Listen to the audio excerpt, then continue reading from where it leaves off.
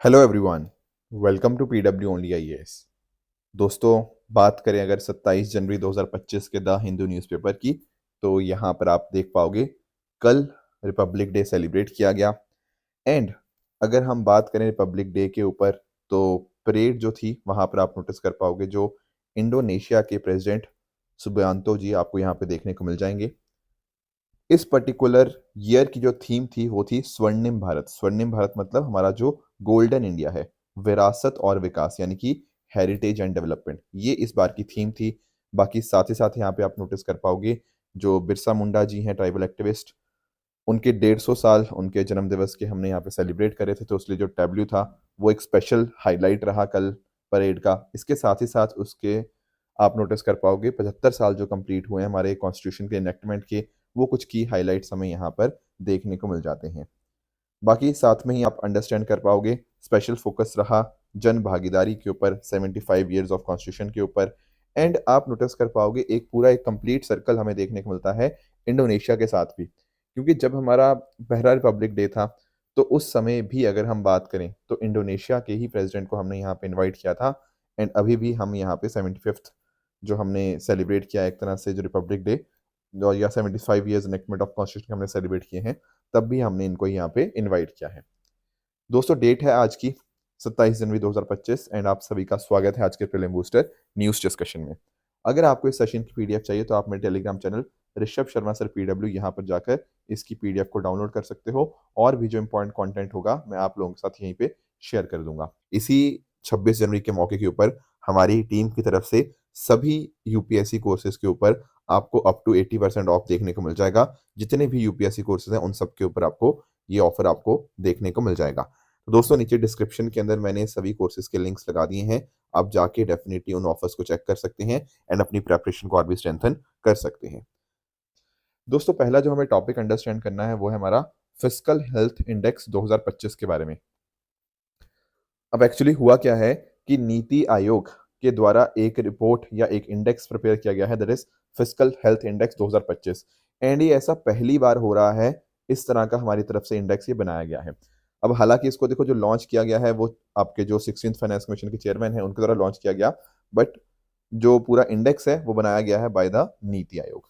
अब है क्या इस इंडेक्स के अंदर? दोस्तों, आप लोग वर्ड समझते हो फिस्कल हेल्थ?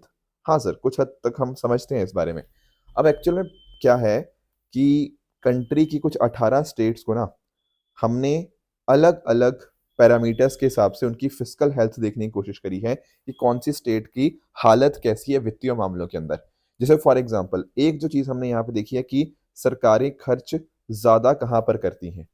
अगर लेटस से कोई सरकार ऐसी है, कोई स्टेट गवर्नमेंट ऐसी है जो कैपिटल एक्सपेंडिचर के ऊपर ज़्यादा खर्च करती है, अब आप जानते हो कैपिटल एक्सपेंडिचर होगा तो क्या होगा, तो इसका मल्टीप्लायर इफेक्ट हमें देखने को मिलेगा, है ना। अगर मान लो कहीं पे सड़कें बन रही हैं, कुछ ऐसा हो रहा है, ये सब चीज़ें क्या है, ये लॉन्ग टर्म तक हमें बेनिफिट दे सकते हैं। एंड इसका जो इम्पैक्ट आता है वो अलग अलग सेक्टर्स के ऊपर देखने को मिल जाएगा। अगर एक सरकार का ज़्यादातर खर्चा आपके डेवलपमेंट एक्सपेंडिचर के ऊपर आ रहा है, आपके कैपिटल एक्सपेंडिचर की तरफ आ रहा है, तो ये दिखा रहा है कि आप खर्चा सही डायरेक्शन में कर रहे हो। सिर्फ शॉर्ट टर्म खर्चा नहीं है, आपके लॉन्ग टर्म खर्चे आपको, मतलब आप सही ढंग से मैनेज कर पा रहे हो। इसके अलावा क्या वो स्टेट अपने खुद के रेवेन्यू को मोबिलाइज करने में सक्षम है या नहीं है? ऐसा तो नहीं है कि ग्रॉस स्टेट डोमेस्टिक प्रोडक्ट का बहुत ही कम हिस्सा वो खुद रेवेन्यू जनरेट कर पाती है। ये एक पैरामीटर देखते हैं। तो आपको मेजर सब इंडिसेस का बस थोड़ा सा आइडिया होना चाहिए, माइनर का इतना इंपॉर्टेंट नहीं है। एक होता है फिस्कल प्रूडेंस। फिस्कल प्रूडेंस का अर्थ ये होता है कि आपका वित्तीय घाटा कितना है, how much is your gross fiscal deficit. ऐसा तो नहीं है कि ग्रॉस फिस्कल डेफिसिट आपका जो total expenditure minus total receipts है, एक्सक्लूडिंग जो आपका बोरिंग्स, क्या वो नंबर बहुत ज़्यादा तो नहीं बढ़ गया? जैसे कई बार हम बात करते हैं ना कि कुछ स्टेट्स इंडिया में बहुत ज़्यादा घाटे में है, मतलब उनके ऊपर बहुत ज़्यादा कर्जा हमें देखने को मिलता है। क्या वो कोई सिचुएशन तो नहीं है? मतलब ये फिस्कल प्रूडेंस फिस्कल डेफिसिट की बात कर देगा, और डेट इंडेक्स बात कर देगा कि भाई आपके ऊपर जो लोन आपने कर्जा लिया हुआ है उसकी इंटरेस्ट पेमेंट, क्या आप सक्षम भी हो उन इंटरेस्ट पेमेंट को करने के लिए या नहीं हो। आपका जो रेवेन्यू रिसीट्स है क्या उसके हिसाब से आपकी इंटरेस्ट पेमेंट कम है या ज़्यादा है? अगर ज़्यादा होंगी तो बहुत ज़्यादा पैसा आपका लग जाएगा, हो सकता है आप अपने कर्जे को वापस ही ना कर पाओ। एंड उस तरह से एक बात होती है हमारी डेट सस्टेनेबिलिटी की, कि किस तरह से आपकी स्टेट की जो जीडीपी है वो बढ़ रही है और आपके इंटरेस्ट पेमेंट किस रफ्तार से बढ़ रहे हैं। ऐसा नहीं ना होना चाहिए कि स्टेट की जीडीपी बहुत ही कम रफ्तार से बढ़े और आपके इंटरेस्ट रेट जो या इंटरेस्ट पेमेंट्स हैं वो बहुत तेज़ी से बढ़े। तो इन पर्टिकुलर 5 मेजर सब इंडिसेस के बेसिस के ऊपर ये फिस्कल हेल्थ इंडेक्स यहाँ पे बनाया गया है। एंड उसके हिसाब से अगर आप नोटिस कर पाओगे ना, तो स्टेट्स को 4 कैटेगरीज में बांटा गया। एक है अचीवर्स, एक है फ्रंट रनर, एक है परफॉर्मर और एक है एस्पिरेशनल। अब यहाँ पे आप अंडरस्टैंड कर पाओगे, ये जो 5 स्टेट्स हैं ये है आपकी अचीवर की कैटेगरी के अंदर, ओडिशा, छत्तीसगढ़, गोवा, झारखंड और गुजरात। एंड बाकी भी इस तरह से आप नोटिस कर पाओगे। तो टॉप में कौन है? अचीवर। एंड सबसे बॉटम में आपको देखने को मिलते हैं आपके जो एस्पिरेशनल वाले, जिसमें आपका केरला, वेस्ट बंगाल, आंध्र प्रदेश और आपका पंजाब देखने को मिल जाएगा। अब आपके दिमाग में आएगा सर ये हमने कैसे देखा? अरे भाई अभी तो बता के हटाऊं कि जो पैरामीटर्स थे उसके हिसाब से हमने यहाँ पे देखा। जैसे अगर हम बात करें ओडिशा, ओडिशा आपको टॉप के ऊपर देखने को मिल जाएगी। यहाँ पर ना इनका डेट इंडेक्स काफी कंट्रोल में है, मतलब इनका जो फिस्कल डेफिसिट है वो कम है। ठीक है, तो ये कर्जा इन्होंने जो लिया हुआ है डेफिनेटली उनको रीपे कर पाएंगे। ये कुछ मुख्य कारण बने ओडिशा के टॉप के अंदर आने के। एंड अगर मैं बाकियों की भी बात करूँ ना, जो बाकी आपको टॉप परफॉर्मेंस स्टेट्स देखने को मिल जाती है, इनका जो ज्यादातर पैसा जाता है ना, उनका जो पैसा ज्यादा जा रहा है वो कैपिटल एक्सपेंडिचर के ऊपर जा रहा है। आप नोटिस कर पाओगे इनका जो कैपिटल आउटले है वो हमें ज्यादा देखने को मिल जाएगा। Interest payment most of the states की यहाँ पे थोड़ी कम ही है, तो ये यहाँ पर फायदा है। ऑन द अदर हैंड दोस्तों, अगर हम बात करें जैसे पंजाब हो गया, अब पंजाब का आप पता होगा कि आप लोगों को कि फिस्कल डेफिसिट बहुत ज़्यादा है, डेट बर्डन बहुत ज़्यादा है। And at the same time Kerala और पंजाब के अंदर अगर मैं बात करूँ ना, तो क्वालिटी ऑफ एक्सपेंडिचर काफ़ी कम यहाँ पे देखने को मिल जाएगा, जिस वजह से इनका रैंक काफ़ी नीचे है। बाकी वेस्ट बंगाल की बात करें तो यहाँ पर आपको जो इंटरनल रेवेन्यू मोबिलाइजेशन है ना, वो अपने आप में काफ़ी कम देखने को मिल जाएगा। आंध्र प्रदेश का फिस्कल डेफिसिट बहुत ज़्यादा है, तो ये कारणों की वजह से सबसे बॉटम मोस्ट है। यहाँ पर सारी स्टेट्स और सारी यूटीज को नहीं देखा गया, सिर्फ 18 स्टेट्स ही देखी गई जो आपके मैं सामने आपको जहाँ पे देखने को मिलेगी। तो उनको ये सारे पैरामीटर्स के हिसाब से इस तरह से देखा गया। तो वर्स्ट स्टेट्स कौन सी थी मैंने आपको समझा दिया, एंड टॉप स्टेट्स कौन सी थी वो भी हमने यहाँ पे डिस्कस कर लिया है। थोड़ा बहुत एक दो चीज़ें मैं आपको और बताता हूँ, जैसे कि 18 मेजर स्टेट्स को यहाँ पे कवर किया गया है जो कि फिस्कल हेल्थ ऑफ स्टेट्स को बताती हैं। और उन स्टेट्स को ज़्यादा देखा गया जिनकी जीडीपी में कंट्रीब्यूशन अच्छा खासा है, डेमोग्राफी हो गया, पब्लिक एक्सपेंडिचर, रेवेन्यू, उन सब मुद्दों को यहाँ पे हमने देखा है। यहाँ पर 2022-23 का फाइनेंशियल ईयर का डेटा लिया गया है। ठीक है, और जो डेटा था वो हमारे जो कैग होते हैं ना, उनके द्वारा जो डेटा सोर्स होता है उसी को इस्तेमाल यहाँ पर करा गया है। तो इससे पता लगेगा स्टेट की फिस्कल हेल्थ कैसी है। एंड ये 5 इंडिकेटर्स मैंने आपको यहाँ पर बता ही दिए। एंड कैसे कैसे स्टेट्स ऊपर नीचे हैं वो भी हमने यहाँ पे डिस्कस किया। ठीक है, जैसे मैं कह रहा था ना, उड़ीसा टॉप के ऊपर आपको देखने को मिल जाएगी। देखो ये नंबर वंबर याद नहीं रखने कि किसका 99.0 है, किसका 67.8 है, नॉट रिक्वायर्ड। बट जो पॉइंटर्स थी ना कि हाँ इसका कैपिटल आउटले इसका अच्छा था या इसका डेट सस्टेनेबिलिटी इसकी अच्छी थी, वो सब बातें आपको थोड़ी सी आइडिया होंगी। Plus at the same time ना, कल को मेंस के अंदर आंसर आता है इसके रिगार्डिंग या क्वेश्चन आता है इसके रिगार्डिंग, तो वहां पर भी आप इन कुछ पॉइंटर्स का इस्तेमाल कर सकते हो। अगले टॉपिक पे जाने से पहले हम लोग नीति आयोग के बारे में पढ़ लेते हैं। क्यों? क्योंकि दरअसल में ये जो इंडेक्स था ये नीति आयोग ने ही यहाँ पर लेकर आया है।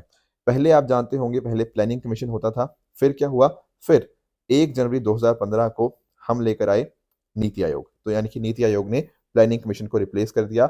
अब आपको ध्यान में रखना है ये एक एग्जेक्टिव रेजोल्यूशन से लाया गया था, तो ना ही ये कॉन्स्टिट्यूशनल बॉडी है, ना ही आपकी स्टैट्यूटरी बॉडी है, ये आपकी एक एग्जीक्यूटिव बॉडी आपको देखने को मिल जाएगी। बेसिकली सरकारी आपको एक थिंक टैंक देखने को मिल जाएगा। अब इसके बात करें कॉम्पोजिशन की, तो यहाँ पर आप अंडरस्टैंड कर पाओगे प्रधानमंत्री चेयरपर्सन होते हैं, इसके अलावा एक वाइस चेयरपर्सन होंगे जो कि प्राइम मिनिस्टर अपॉइंट करेंगे। उसके साथ साथ गवर्निंग काउंसिल सबसे इंपॉर्टेंट है, जिसमें आपके सभी स्टेट्स और आपके चीफ मिनिस्टर हो गया या फिर यूटीज के लेफ्टिनेंट गवर्नर। बाकी जो यूटीज में जहाँ पे आपकी लेजिस्लेटिव असेंबलीज है वहाँ उनके चीफ मिनिस्टर आपको देखने को मिल जाएंगे। उसके अलावा कुछ रीजनल काउंसिल्स होती हैं जहाँ पर आपके चीफ मिनिस्टर और लेफ्टिनेंट गवर्नर कुछ एक सर्टेन एरियाज के देखने को मिल जाएंगे। उसके साथ साथ पार्ट टाइम मेंबर्स होते हैं, जैसे मैक्सिमम 2 मेंबर्स हो सकते हैं किसी यूनिवर्सिटी के, किसी और रिसर्च ऑर्गेनाइजेशन के। इसके साथ ही साथ मैक्सिमम 4 मेंबर्स हो सकते हैं काउंसिल ऑफ मिनिस्टर से, जो कि प्रधानमंत्री जी नॉमिनेट करते हैं। इसके अलावा चीफ एग्जीक्यूटिव ऑफिसर होते हैं, ये भी प्राइम मिनिस्टर ही अपॉइंट करते हैं for a fix tenure. And lastly there are some special invitees जिनको कुछ अच्छी नॉलेज होती है, उनको भी प्रधानमंत्री यहाँ पे नॉमिनेट करते हैं।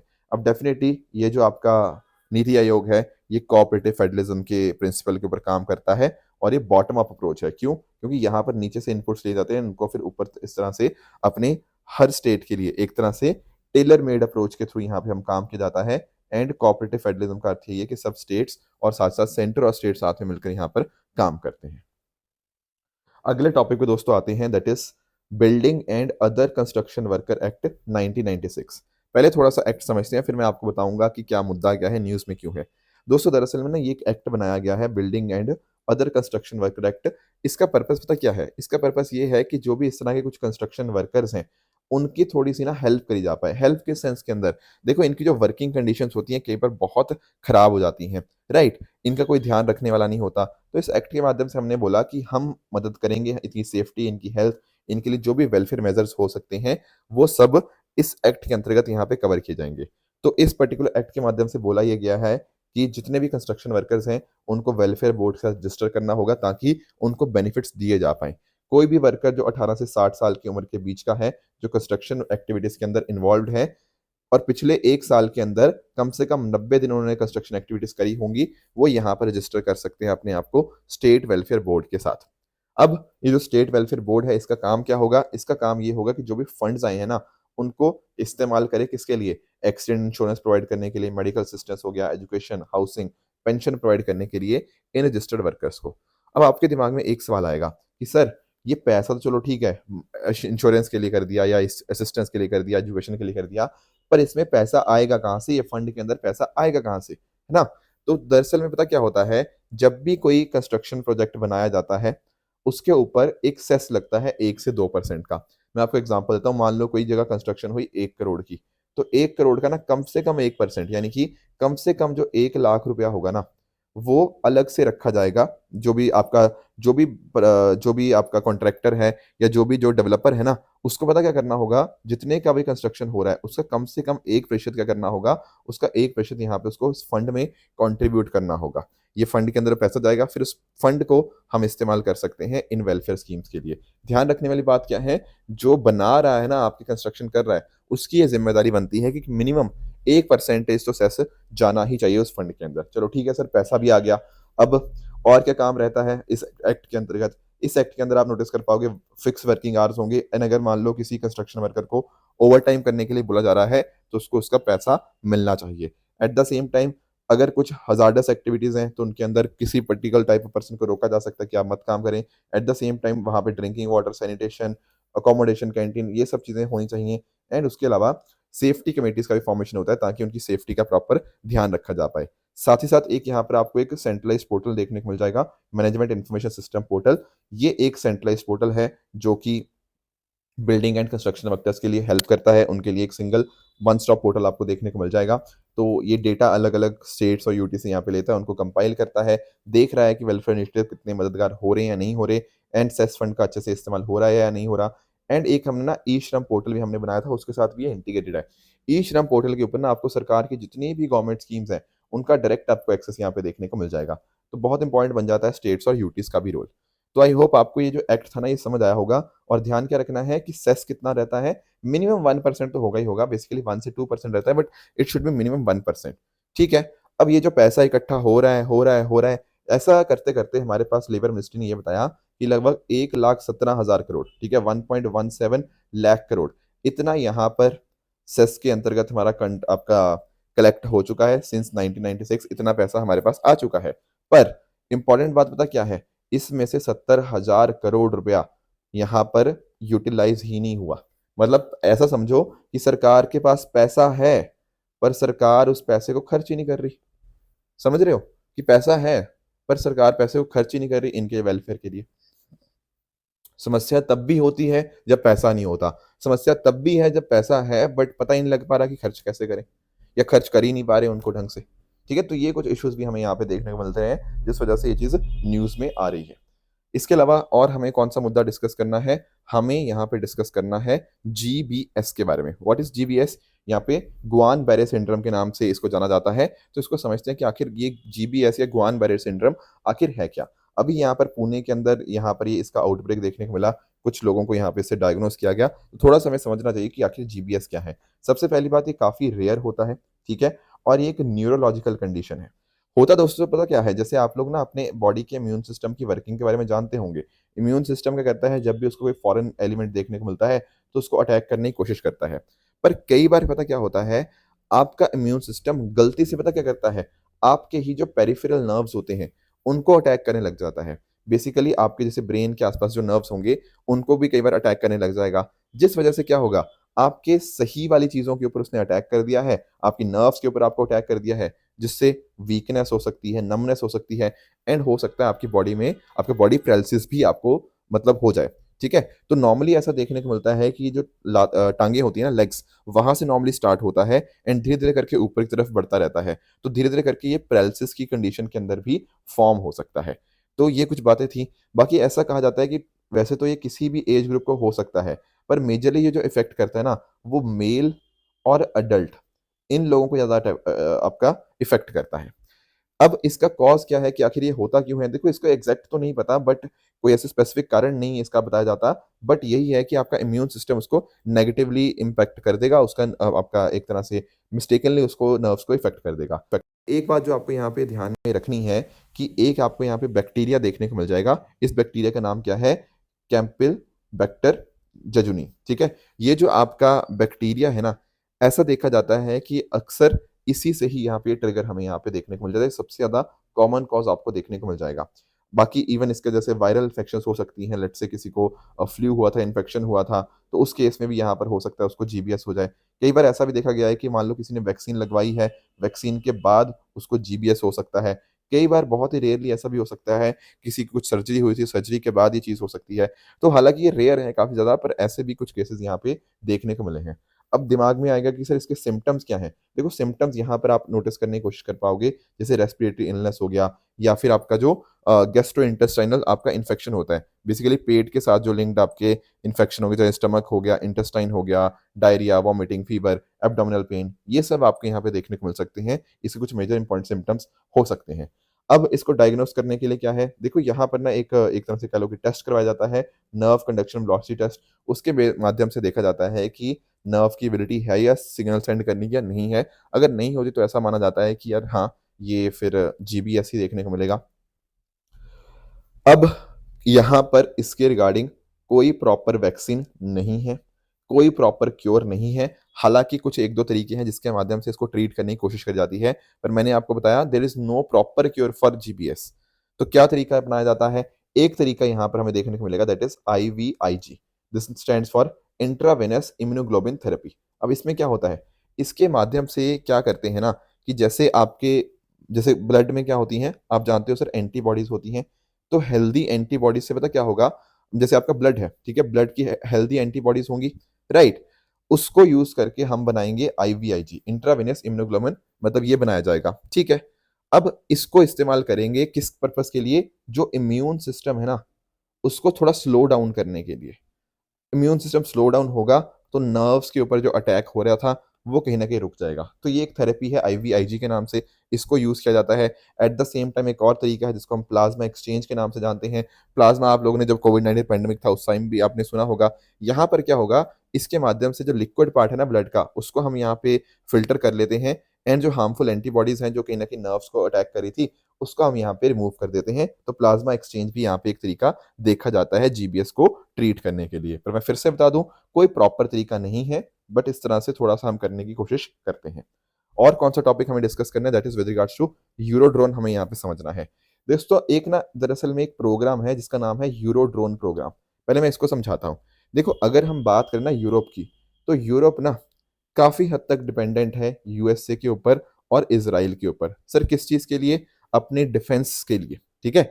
मतलब यानी कि जो भी अलग-अलग आपके बनते हैं अ, इन इन टर्म्स ऑफ आपके मिलिट्री इक्विपमेंट्स हो गया, उनके रिगार्डिंग बहुत ज़्यादा यूएसए डिपेंडेंट है। खासकर अगर हम बात करें ना ड्रोन्स की, खासकर बात करें, तो ड्रोन्स के केस में तो यूएसए और इज़राइल के ऊपर खूब ये यहाँ पे निर्भर होते हैं।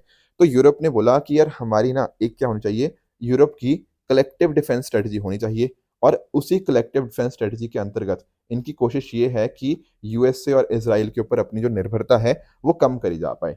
इसीलिए 4 देश यहाँ पे साथ में आते हैं, that is Germany, France, Italy और स्पेन, ठीक है? तो ये जो इनिशिएटिव था ये 2022 के अंदर इस तरह से फॉर्म हुआ था एंड इसका जो प्रिलिमिनरी डिज़ाइन रिव्यू था 2024 में देखने को मिला एंड इसका नाम क्या है? इसको इसी को बोलते हैं as a European programme for European sovereignty. ये अपनी कलेक्टिव डिफेंस स्ट्रेटजी इस तरह से यहाँ पे ये बना रहे हैं। चलो ठीक है। अब उसी के अंतर्गत आपको देखने को मिलेगा क्या? यूरोड्रोन। यूरोड्रोन क्या है? जैसे नाम में ड्रोन। अब इस ड्रोन का मतलब क्या है? अब इस ड्रोन के माध्यम से क्या होगा? इस ड्रोन के माध्यम से ना, इस ड्रोन का दरअसल में एंड्योरेंस पीरियड काफ़ी अच्छा खासा है। एंड्योरेंस पीरियड पता क्या होता है? कि कितनी देर के लिए आपका जो ड्रोन है, वो हवा में फ्लाई कर सकता है, एक बार उसको फ्यूल डाल दिया तो। तो इसका एंड्योरेंस पीरियड लगभग 40 घंटे का है। यानी कि एक बार आपने इसमें आपने फ्यूल भर दिया, तो 40 घंटे के अंदर 40 घंटे के लिए जो एयरक्राफ्ट था वो एयर में रहेगा, एंड इससे कहीं ना कहीं क्या होगा कि लंबे टाइम तक वो ऑपरेट कर पाएगा, तो कैपेबिलिटीज उसकी काफ़ी ज़्यादा बढ़ जाती हैं। इसके साथ ही साथ आपका लेट से कोई इंटेलिजेंस, सर्वेलेंस, टारगेट एक्विजिशन, रिकॉन्सनेंस, इसके तरह के कुछ आपके मिशन होंगे, वहां पर ये ड्रोन का इस्तेमाल होगा। मैरीटाइम सर्वेलेंस हो गया, एंटी सबमरीन वारफेयर हो गया, ठीक है, उसके अंदर, या फिर एयरबॉर्न आपका अर्ली वार्निंग हो गया, उसके अंतर्गत भी यहाँ पे ये काम कर पाएगा। तो काफ़ी एडवांस्ड आपको यहाँ पे ड्रोन्स आपको देखने को मिल जाएंगे। अलग अलग diverse environments, severe work conditions के अंदर भी यहाँ पर ये काम कर पाएंगे, ठीक है। तो ये तो यूरो ड्रोन्स के रिगार्डिंग हो गया, तो डेफिनेटली इससे डेटा हैंडलिंग वगैरह सब चीज़ बेहतर होती है। अब यहाँ पर पता क्या हुआ है, इंडिया ने भी इसको ज्वाइन किया है, पर ध्यान क्या रखना है, इंडिया ने इसको ज्वाइन किया है एज एन ऑब्जर्वर स्टेट।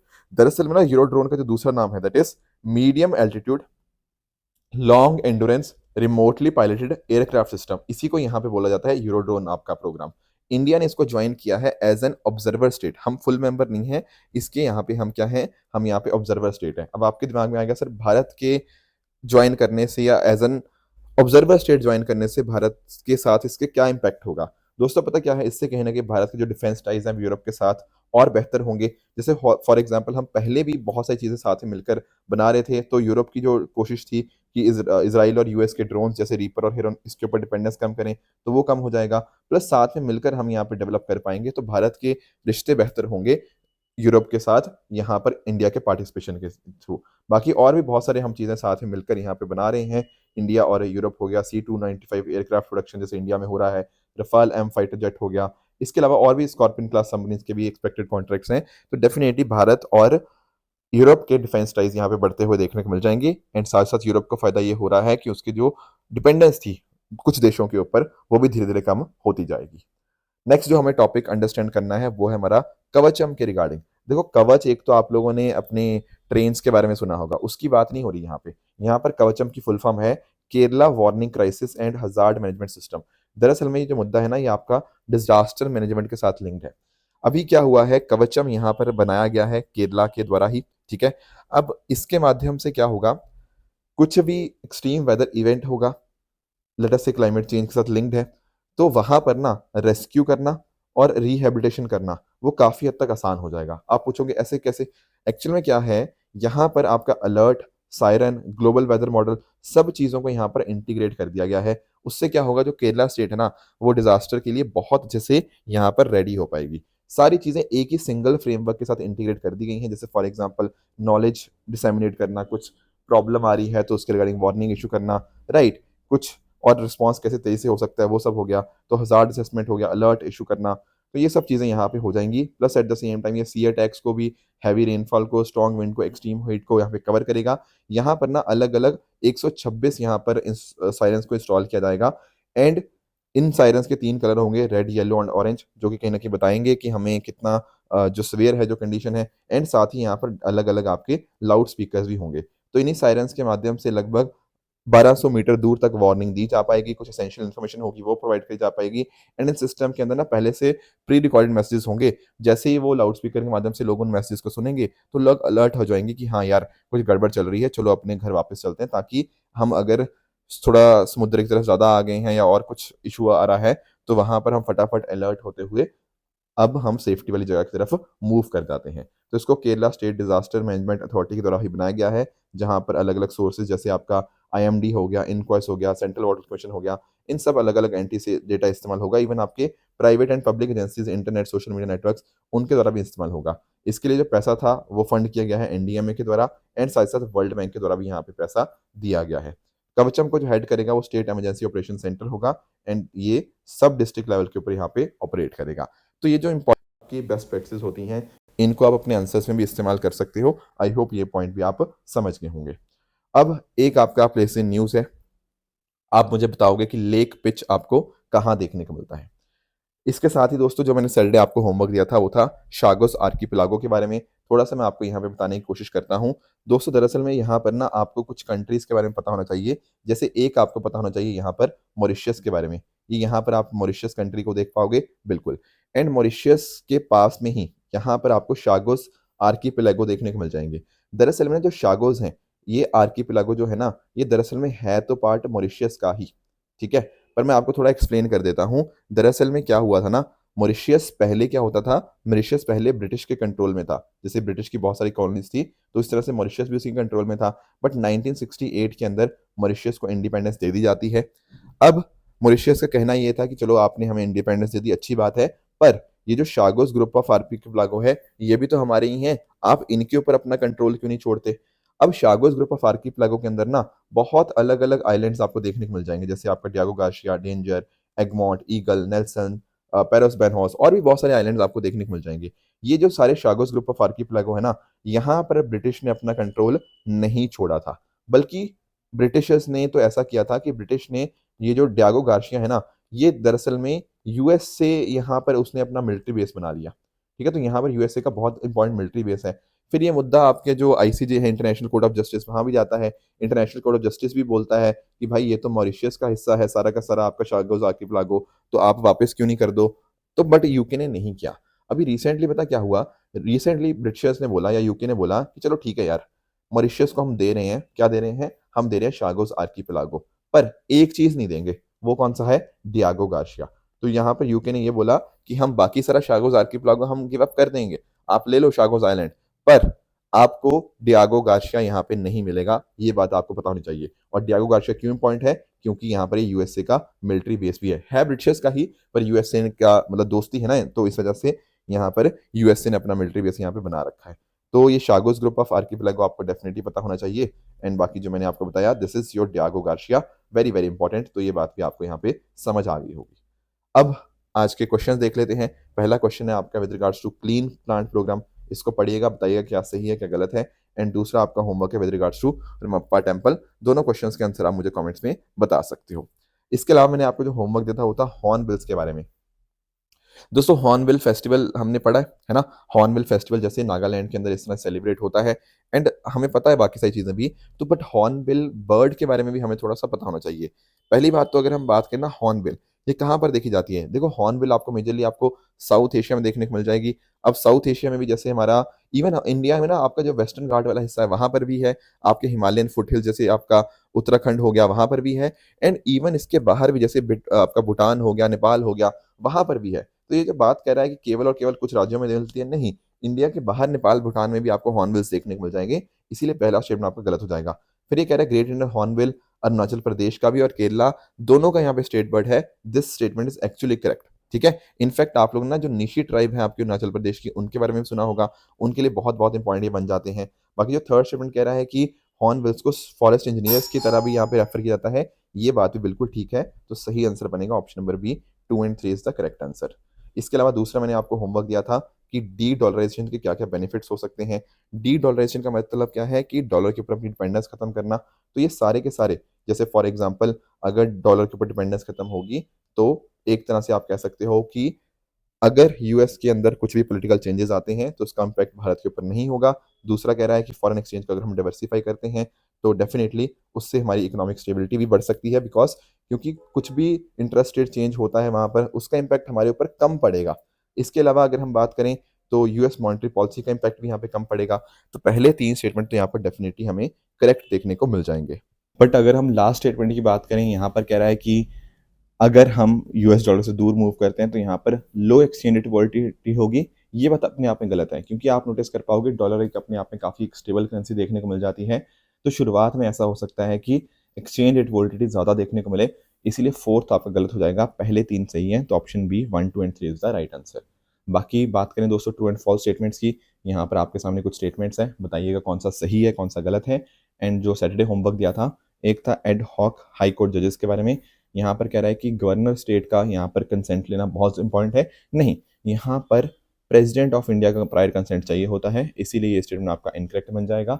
दूसरा कह रहा है जीआई टैग आपका वैलिडिटी 20 साल होती है, नहीं 10 साल होती है, फिर इसको आप यहाँ पे डेफिनेटली रिन्यू कर सकते हो।